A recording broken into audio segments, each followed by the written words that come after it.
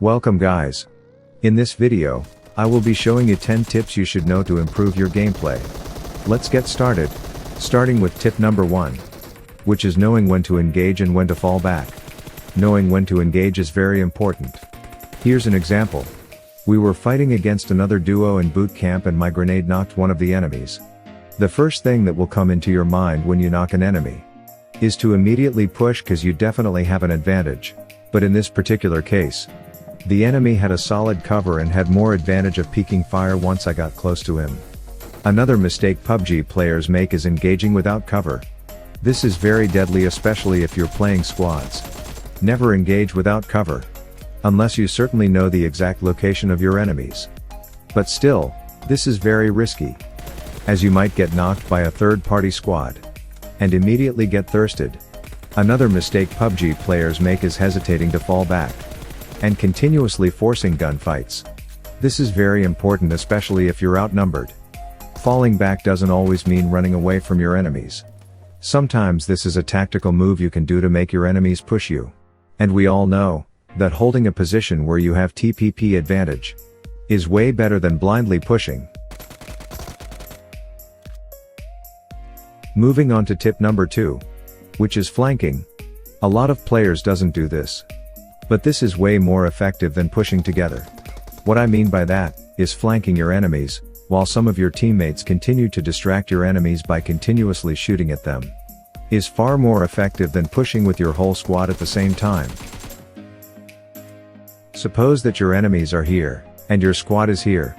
Instead of taking a long-range fight, which would definitely make you run out of bullets, or get killed by a third-party squad, ask another teammate to flank with you, while leaving 2 other teammates behind. In this way, if one of your squad mates get knocked, they will have another player beside them to revive immediately. Moving back to flanking, the players left behind must continue to fight your enemies. So the enemies will get distracted by continuously focusing on fighting with your squad. Now that you sneaked your way in a position where you have a clear view of your enemies, you're considered as a third-party shooter. Now it's time to spray them down. So does that end there?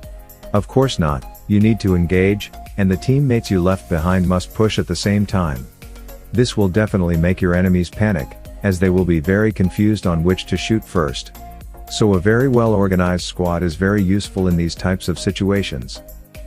And that leads us to tip number 3, which is communicating with your teammates.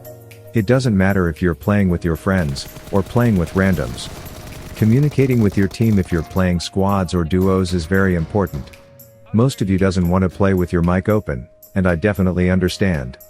But you have other tools to communicate, which is the message button, or the universal mark. You should get used to using these, as this is very helpful in order to give important callouts that would help you win, or have an advantage in different types of situations. For example, marking a location where you saw an enemy, sharing loot, or in some cases, asking for meds or ammo. Because unless you're playing solo mode or solo squads, this game is basically a team game. Moving on to tip number 4, which is playing tactically instead of being so aggressive. You should definitely know how to balance these two things, because there are times when you have to play aggressively to win, or play tactically to be the last man standing.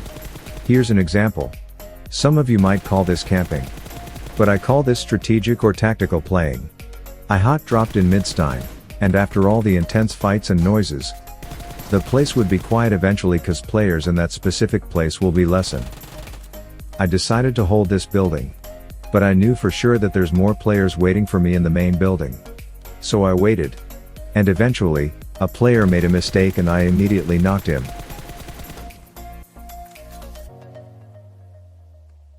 His teammate, desperately wanting to revive him, also jumped out. And that was an easy kill for me. To make the story short, I could have played aggressively and pushed them, but that would be a 50-50 chance for me, cause I was playing alone. But instead, I waited for them to make the mistake and that made me win the fight. Patience is a virtue. LOL! Let's move on to tip number 5, which is picking up gas cans. If you're a player like me, who loves to drive around finding enemies, then you'll probably know the importance of this tip. But for some players, who loves having a large amount of ammunition in your bag, or loves to run your way into the zone? Then I will explain to you why gas cans are important. If you hate driving in PUBG, then you should start changing that mindset. Having a vehicle to move from one place to another is way more efficient, faster, and safer, compared to running in the open field. You don't have to necessarily drive around and push enemies from compounds, but use it as a way of traveling faster and safer. And vehicles give great cover, in case you encounter a gunfight in the open field. Or maybe if the last zone is in the open, a vehicle will provide you a solid cover. And it will definitely give you an advantage of winning the fight. So why is gas cans important? Aside from refueling, you can use gas cans as a weapon whenever you're trying to hold a building and enemies are pushing you. You can leave the gas can in the staircase. Shoot it 2 to 3 times. Then by the time the enemy gets very near to it, you spray it down and it will definitely take your enemy's HP down. Still not convinced to pick up a gas can? Let me give you another example. Let's say you're fighting with a squad. Both of you and your enemy are playing very strategically. And the fight lasted a long time, but you and your teammates made a very sick play. And you eventually wiped them out. There's one solo guy left to kill. And there's no one stopping your squad from taking that chicken dinner. Well, aside from one thing. Because the fight lasted a long time, you and your squad got left outside the zone. And your car doesn't have any more gas, so you try to run and continuously heal up. But you eventually die outside the zone and lose. And that mistake leads us to tip number 6. Which is going for position instead of kills. Knowing when to take gunfights or when to retreat is a very strategic way of playing PUBG. Let's assume that you're playing with the best squad in the lobby. You took out squad after squad. But you were playing too recklessly. Your squad made it to the top 3. And you were cruising to victory. You made it to the last zone. And you saw 2 things. A compound. And the other 2 squads fighting each other. Playing confidently, you rushed the other squad and you instantly wiped them out. Little did you know, while you were busy fighting the third team, the second team drove to the compound and started to heal up. Now you and your squad was left in the open zone, and the other team had a compound. And by the time you fought them, they won, because they had a bigger advantage. To summarize the situation, you could have headed to the compound to have a better position. But you decided to take kills instead. And that lead your squad to losing. Moving on to the 7th tip. Which is making your way to the play zone as soon as possible. Or this is what I like to call gatekeeping. In this clip, I will show you an example of gatekeeping. They were dominating the whole lobby.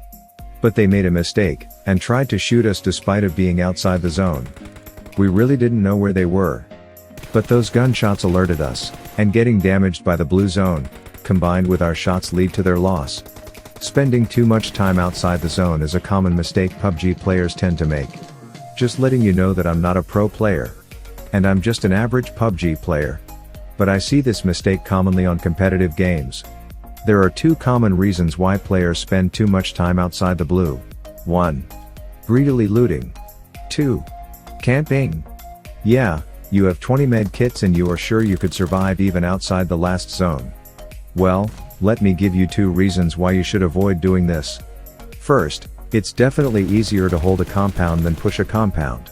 What I mean by that, is if you camp outside the zone, by the time you need to go inside, you would definitely end up in the open field. Because all the compounds are occupied by the other squads. So you have no other choice than to push. And that would be pretty risky. Or get sprayed down and die in the open field. 2. You're missing out on how fun it is to play PUBG. Yes, I get it. You want to flex that ace badge. But is camping fun? Aside from wasting 20 minutes inside a building, it also makes your gameplay really bad. This goes to everyone. Especially if you're a young player. Never play for rank. I don't mean this in a bad way. But camping is not a way of getting better. It just makes you worse. Do yourself a favor, and avoid camping. Hot drop every once in a while. And play different types of team death matches.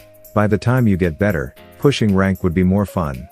And it will be easier because you can deal more damage. And gain more kill points. Here's a bonus tip. Has this ever happened to you? No matter which direction you point your joystick, your in-game character is still facing forward. This is pretty annoying and I have a simple trick to fix it. Prone, and stand up. Now, your character will move normally. Moving on to tip number 8. Which is switching weapons in intense close quarter fights. This goes for players who runs 2 fully automatic weapons when playing PUBG. In intense close range fights, there's really no time for reloading, as it can take up to 2 to 3 seconds. Sometimes more. Meanwhile, switching to your secondary weapon takes at least half a second to do so. This tip is common, so you probably know this by now. But the problem is, you're not applying it. So how to get used to it? Head to training grounds and grab 2 fully automatic weapons of your choice. Go between 4 moving targets and do as shown. Shoot the 2 targets in front of you. Then immediately turn around while switching weapons. Then continue shooting 2 more targets. I suggest you do this drill for at least 5 minutes each day until you get used to it.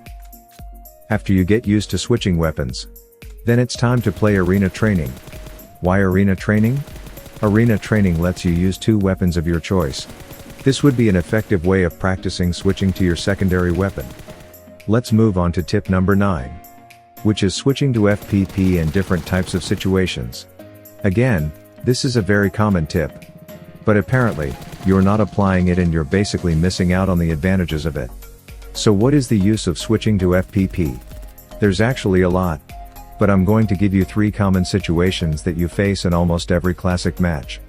First, is switching to FPP when the enemy is on a lower position than you are. Here's an example. When jumping from a higher ground.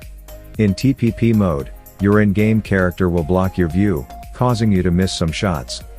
But when you switch to FPP, you will get a much clearer view. Here's another example for you to be able to understand.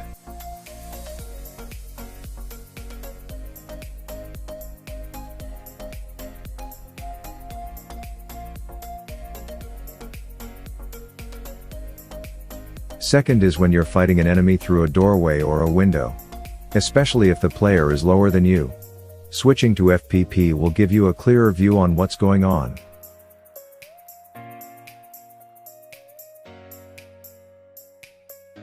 Third is driving uphill. When driving uphill in TPP mode, you wouldn't see what's going on above you. You simply fix that by switching to FPP. Now you have a much clearer view on your surroundings. Now to the 10th and final tip. Which is getting used to every weapon's iron sights. Yes, you heard that right. This tip is very useful, especially if you're a player who loves hot dropping. You wouldn't have access to a scope every time. And you definitely would aim down sight depending on the situation you are in. So learning how to aim with every weapon's iron sights is a must. This may take a while, because there's a huge amount of weapons out there. So do yourself a favor, and practice using the iron sights of every weapon every once in a while. 3 of the hardest iron sights to get used to in my opinion, is the Thompson, SCAR L, and especially the Livic exclusive SMG, the P90. I used to have troubles with the iron sights of the SCAR L and the Thompson. But with continuous practice, I got more used to it. But talking about the P90. The iron sights of this gun is very bad. Cause you have to aim a bit higher than your sights. And that's hard. You have to guess where it will land sometimes. This gun is not available on training grounds. But you can practice using the iron sights of this gun in TDM. Here's a trick.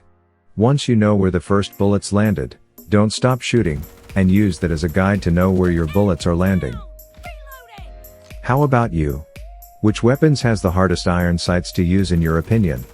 Let me know in the comments below.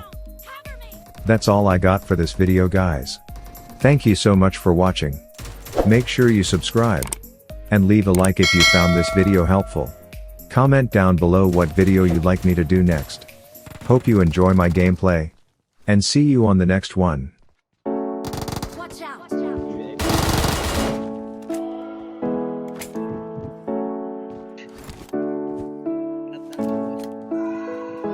Get down.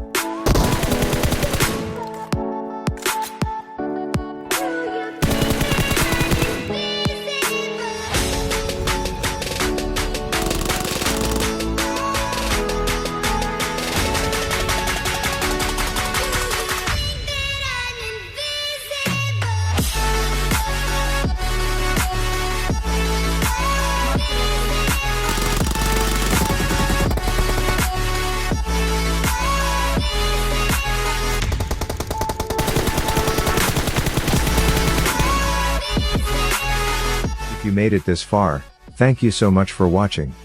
I would like to inform you that I'll be doing an RP or 600 UC giveaway to one lucky subscriber by the time I reach 500 subs.